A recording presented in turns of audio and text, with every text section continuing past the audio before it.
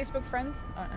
What's up, Facebook? Hi, everyone. Welcome to Wise's Facebook Live video. I'm here with Dr. Zachary Walker. We're in Paris for the Wise at Paris Forum. The Eiffel Tower is right behind you. It is actually literally just behind right you. behind you. Yeah. But we couldn't do it because of the video stuff. So if you stay long enough till the end of the video, perhaps we'll give you a glimpse. Do a little turnaround and show you the Eiffel Tower. That'd be nice. Yeah, that would be good. So, Dr. Zachary Walker. Zachary? Just Zachary. Zacho, thank you so much for joining us here today. I'm really excited to talk to you about, just how much human connection is necessary in order for, to learn. Zach is really impressive. You're an academic. You've done a lot of research. You are an author. You're a speaker. You speak all around the world. I'm not going to list it here, but you've won many awards.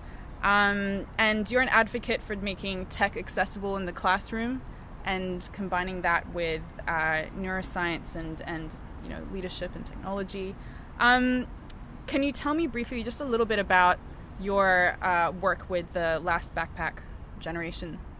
Yeah, so basically I kind of came up with Last Backpack simply because this is the last generation of students that are going to have to carry backpacks to school. Therefore the last backpack generation. So essentially what we mean by that term is that I'm not saying that they won't carry backpacks to school, but the ability for us to do everything digitally. And, and I work with a school as long as 8 years ago that had no textbooks anymore. And so when you think about the possibilities of that, students don't actually need backpacks. And so people can argue that's good or that's bad. I mean, we're here in France where they ban technology from the classrooms. But the reality of it is that, let me ask you a question. Have you used your phone today? Absolutely, yes. Have you used it for work? Yes. Anything social? Yes. Anything entertainment? Play a game, look up stories. Instagram stories. Yeah. Maybe directions, GPS, trying to figure out where you were getting to go. Yep, in the morning.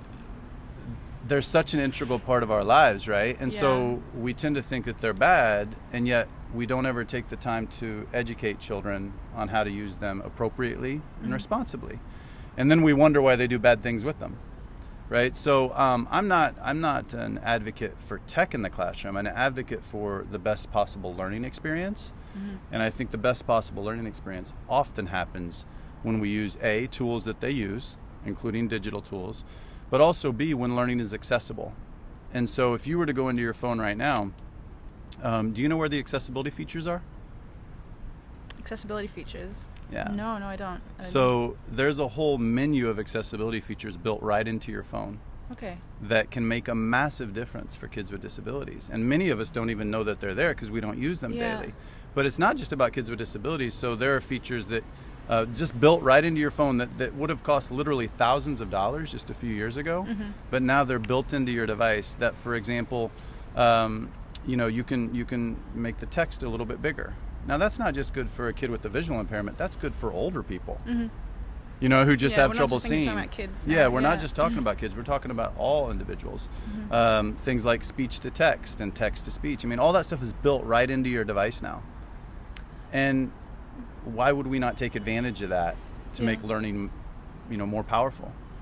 Can you tell me more about, because my question before this was, you kind of answered it now, was what kind of technology, what kind of digital tools are available. So you said here that apps on your phone. I'm guessing there's plugins on Chrome that kind of allow you to enlarge text. What else have you seen that?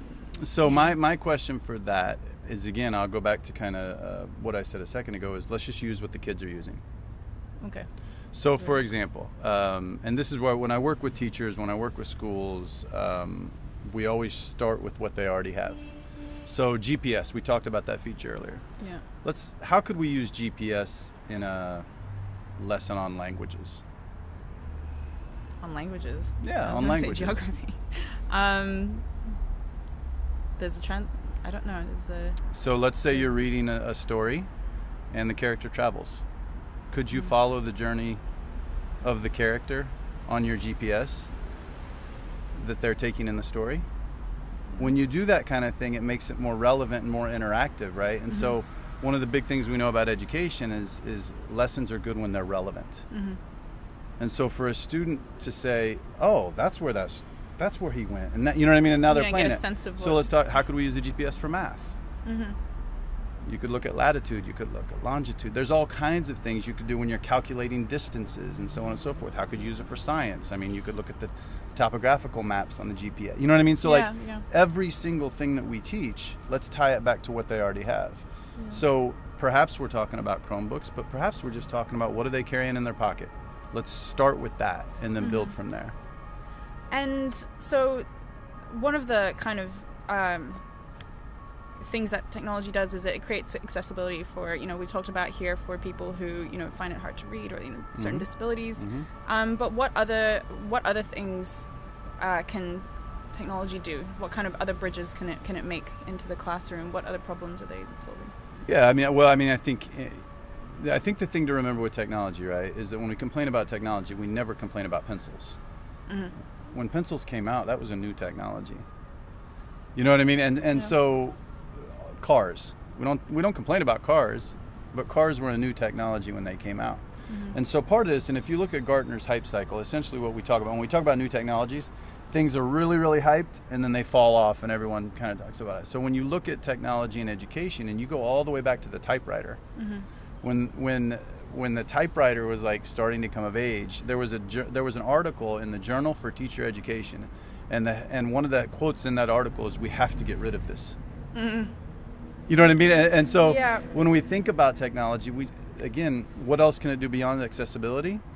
When's the last time that any of us, for pleasure or even for work, read a 300-page report? Mm-hmm. I'm an academic, and I rarely read that. Mm-hmm. But what I do watch is a 20-minute TED Talk.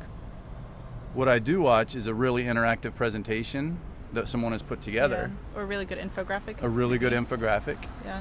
And then if I'm interested in that, then it's the bridge back to maybe that 300-page report, right?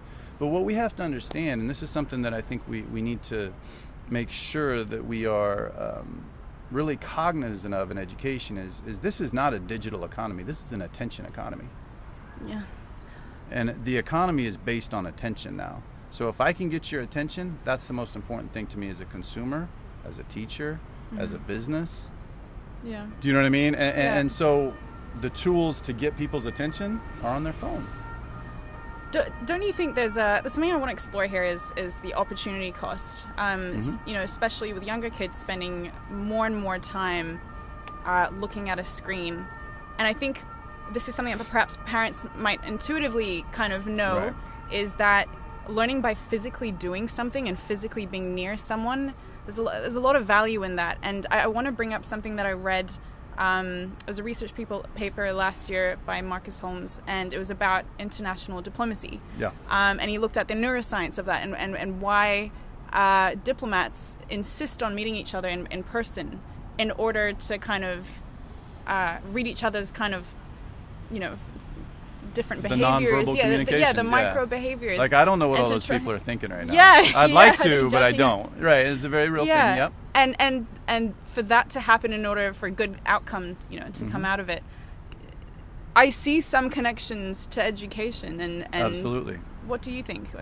Oh, absolutely. I mean, I'd much rather. I'm thankful that we are sitting here talking just like this and having this conversation, rather than doing this via Skype. But at the end of the day, you live in Doha. Yeah. I live in London. Yeah. We're in Paris. Yeah.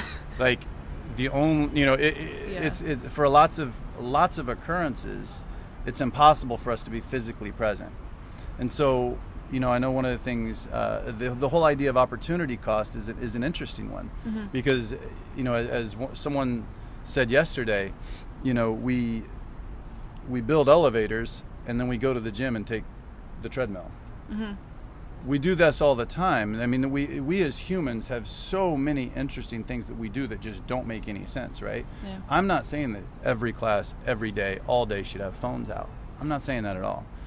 But banning them is the other extreme. Mm-hmm. Let's use the devices that they have for the most powerful ways that we can and the most responsible ways that we can. That does not ignore that we also need to learn social skills. We also need to be able to read nonverbal cues. I mean, I work with students with disabilities, right? So I work with a lot of students with social differences. And so there's a real value in teaching those skills as well, and because they're important. Yeah. But at the same time, there are certain opportunities that they are not going to have if they don't have a device, if they're not able to use them. I mean, one of the biggest people, one of the early adopters for Skype and FaceTime were grandparents who lived in other places, right? Yeah. So are we saying, you know, let's put away the devices, but well, we can't talk to grandma and grandpa this week? Yeah. Do you see what I mean? So Yeah. it's like most things, it's in context, and it's situational. And I think that we like, as humans, we sometimes like extremes, or we like to be right in the middle, right? Well, sometimes it fluctuates, and that's for us to think and to navigate and to be critical in our analysis. Okay, that's really great. That's okay. No, I like your points. I remember you saying, and I watched one of your talks, and you were saying at least 90% of your talks are good. 90% of the time, you see that teachers are actually the most engaged people in the classroom. What can we be doing to get students to be the most engaged? Well, that's a whole other seminar. You're going to have to pay me for all those answers. Yeah. Yeah. So I think that there's a few things, right? And that's what the book is. The book that I wrote, it talks a lot about just very simple. No, I'm not trying to sell anything, Facebook. I'm just simply saying that, like, the way that that book was simply a collection of strategies from around the world that teachers had said, hey, this is what I do and it works. Yeah. That's all that book is. And so when we talk about managing the classroom, right, because that's a big thing, there are simple things that we can do to help manage the behaviors of a student in the class. But at the end of the day, again, if we think about this as an attention economy, 100 years ago it was an attention economy as well. The difference is that now they're looking at a phone, then they were looking out the window. Or they were looking at you, and they had no idea what you were saying. Yeah. You see what I mean? So it might not have to do with the It phone. may not have to do with the device. It might have to be with how good of a teacher are you. Yeah. And how willing are you to figure out who those students are that you have to be a little more careful with, and you have to pay a little more attention to. And you know who's going to really struggle in this lesson versus who's going to really excel. The ones that are going to excel, maybe I don't have to spend as much time with them. The ones that struggle, they're going to be the ones who are more likely to get distracted, who are more likely to do other things. So we have to, that's just good teaching. Right? That doesn't matter if it's a pencil or if it's a device or if it's someone walks in the class with a car. You know what I mean? Like, we have to be better than the device. And to what degree is human connection necessary for learning, in terms of like the neuroscience of learning? Yeah. Because I want to compare that to how technology is changing the way we learn. Right. So, with your experience, what is the difference there? Like, how do they play? Well, I mean, one of the things we know in education is the idea of relationship. I mean, relationship is critical, right? And the thing that we don't talk about a lot is this idea that there's actually two types of relationships. So, I have a relationship with you. You're my favorite teacher. Yeah. All right, you're just so kind to me. You're so sweet. Every day you smile at me. You ask me how my family is. You teach English. I hate English. But I walk into your classroom, and I'm pretty much engaged because I have a relationship with you. I have a connection with you, right? There's other times when I love math. You put me in a math class, I love math. So I have a relationship with the content. I can't stand the teacher. But I have a relationship with the content. Memories of those, yeah. Right? Yeah. And so it's important when we talk about connection, we recognize, again, that there's two types of connections, and we have to understand which ones we need to focus on for that particular lesson, that particular day, that particular time in a kid's life. And worry less about the content at that point, because it's going to be about our interpersonal relationship. I mean, everyone loves to teach the A students, right? They're easy. Just give them the work, and they're going to go do it, and, they're compliant. That's fine, and I want to have a relationship with them, but I don't the kid I really want to have a relationship with, the one who hates my class. I know I got to work extra hard with that kid, and that's the one that I really want to build. And so going back to the idea of digital, right? When we talk about digital, we have to also think about, what does connection mean to generations? Because if we ask a 15-year-old who has 1,500 friends on Instagram, they might say, I'm incredibly connected. Well, I don't really see many people that much. And so again, it's about balance. We want them to have a little bit of both, but their idea of connection may be very different than our idea of connection. How do we fill in that gap, though? Because there are people... Is there a gap? But I think to a degree we are inhibiting certain soft skills. Are they... I'm trying to say like resilient. I don't know, even that ability to connect with someone in a physical space and understand the need for that. So a couple things. How do we fill that gap? A couple things. And please, I want you to understand, I'm not saying this from an optimistic or a pessimistic point of view. I'm not a proponent of anything except for research-based education and a big proponent of reality. Okay. Right? And the fact of the matter is that many of the jobs that these people are going to take, they're not going to have a lot of soft skills. Not that they're not important, and we need to try to develop those. But, you know, the thing is, I've moved around a lot, as you have. I don't get as much face-to-face time as I would like with many of my friends around the world, with many of my family around the world, with people that I love around the world. But waking up someday and getting a text message from my friend in, you know, Portugal that says, hey, was just thinking of you yesterday, hope you're well. There's nothing soft about that. It's a text message. Yeah. But how it makes me feel is incredibly powerful. And so, again, when we talk about kids in our classroom, yes, I want them to understand how to navigate that social space, but there's other ways to connect with kids than just face-to-face, sitting here, shaking hands, giving them a hug, giving them a pat on the shoulder when they do something well. There's many more ways that we can connect with them that are part of our entire repertoire, not the complete repertoire, but part of the entire one. And what can teachers do to better... Okay, here's a better question. Are there certain things that teachers are doing in the classroom that they shouldn't be doing because of the assumptions made about particularly this generation? Yeah. What are the no-nos, basically? So here's the thing. I think that teachers work really, really hard. There's a 1,000 things asked of them by 100 different stakeholders, along with their own conscience, along with, you know, sometimes great school support, sometimes not great school support. I think the first thing that we have to do, and I've used this quite a lot, is we have to accept reality. You know, you can't judge a train that's left the station, right? And the technology train is left. So let's not judge it. Let's accept the fact that devices are everywhere. So that's the first thing. The second thing is, I think it's really important for teachers as we move forward to start where the kids are. And that's why I say start with the device they have. How are they using text messaging? How are they using GPS? How are they use all these other things? And the thing is that's great about it is you don't have to come up with the answers yourselves. And I want everyone to really understand that. It's like when we talk about the GPS. Yeah.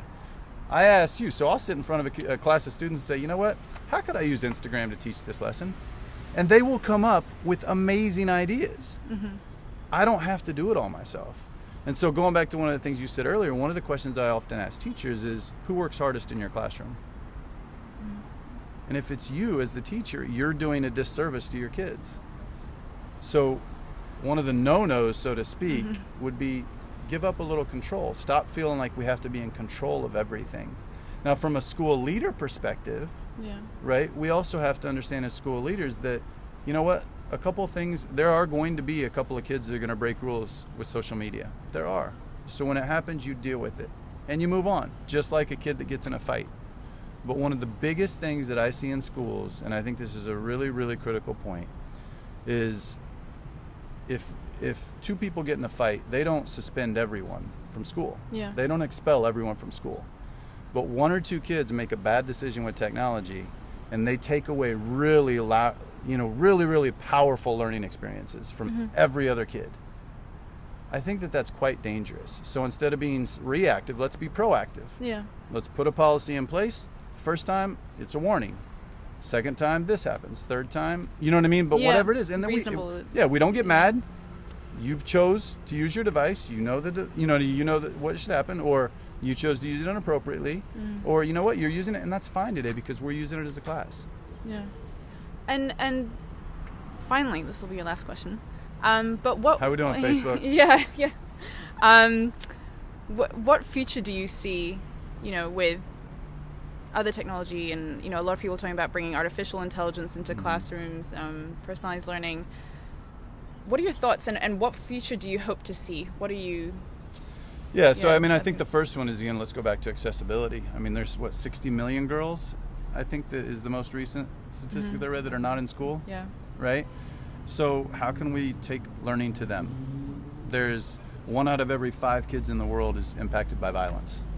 So maybe they can't get to school because walking to school for them is a life or death matter.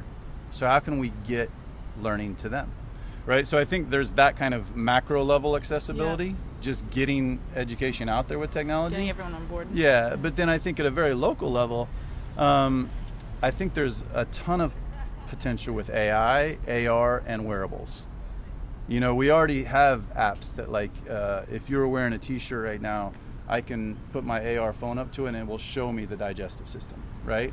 Now imagine if you had a wearable on, that as I do that, it also shows me where food is in your digestive system at that exact moment. Yeah.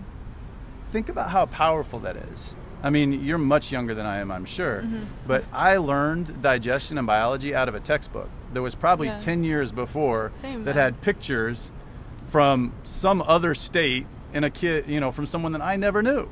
But now you're teaching me about my digestive system by showing me my own digestive system. Yeah. That's pretty relevant to me. Now that's interesting.